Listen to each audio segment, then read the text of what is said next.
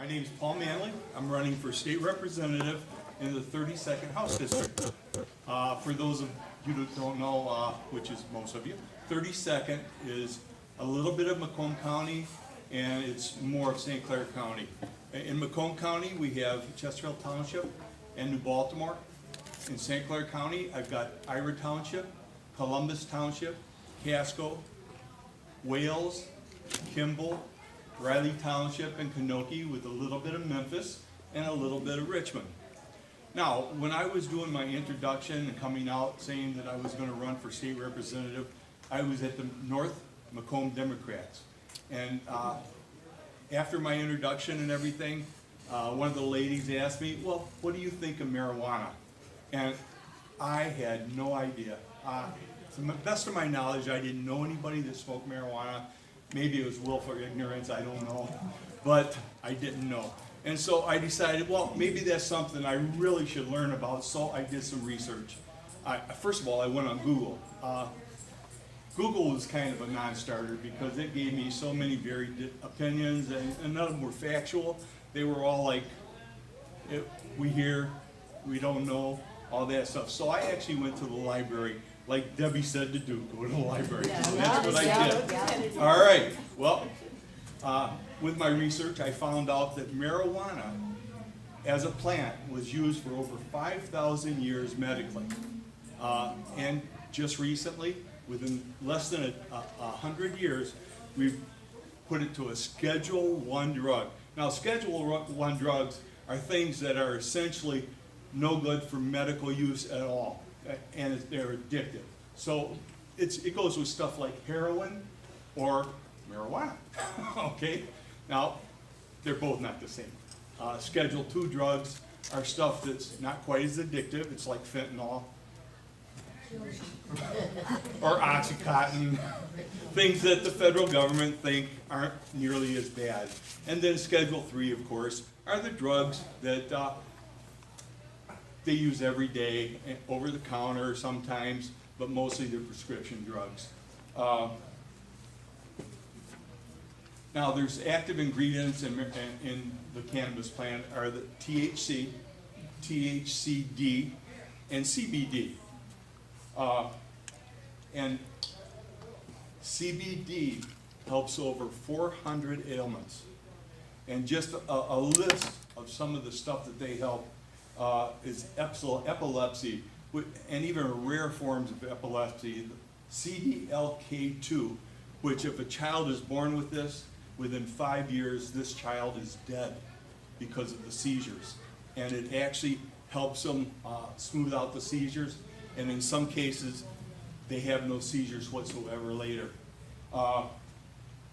It's good for chronic pain, helps PTSD, Tourette syndromes, hyperactivity, and it helps your brains rewire if you have a traumatic injury through something called neuroplasticity. It's where your brain just shifts the pathways that it works through. It helps aortic aneurysms, nightmares, headaches, depression, arthritis, and a number of other things that it helps that I just didn't have room to put on my cards. Research has been done in the United States about this, and 50 years ago, the United States government patented U.S. patent number 6630507, and they know that CBD does all this stuff and helps everybody. And the bad things that they say about marijuana is if you smoke it, it alters brain chemistry from 15 to 21 years old. So don't do it if you're not 21. At least don't smoke it. It makes epilepsy worse if you smoke it.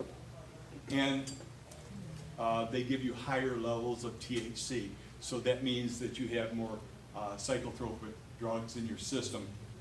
And one of the things that, in order for marijuana to be good for medical reasons, is they need quality control. By quality control, percentage of the cannabinol in it is what you have to control, and that is what helps you. Okay, I truthfully can't understand why anybody would ever withhold this to somebody that needs it as badly as some of the people need it, unless, of course, they're greedy and they have reasons not to give it to people, or they're just simply ignorant to what it does. And that leads me to my last thing, and that's the group of people that don't want it to be legalized. And number one, the police department across the United States don't want it legalized because they're able to confiscate money of people that have got this drug. And over the last 10 years, they've literally confiscated billions of dollars and put directly into the police fund to help fight drug. But out of that, they also get roughly 10% bonuses out of this, and it's given to the police themselves. So they have a vested interest of keep doing this. The next one on the list didn't surprise me at all, are prisons. The charter prison system says that if they legalize it, it'll dramatically decrease their profits. Here in Michigan, before they started the war on drugs, we had 300,000 people in Michigan prisons. Now we have over 2 million, and most of them are there for some type of drug abuse, and mostly they're also nonviolent drug abuses. And the next one was the liquor people. They don't want people spending money on getting high. They want you to get high drinking liquor. And so I understood that one. And the last one that I thought would be first is Big Pharma. They don't want it because it directly affects their income, because they can't make money on selling marijuana. My name's Paul Manley. I'm running for 32nd District State Representative. Thank you.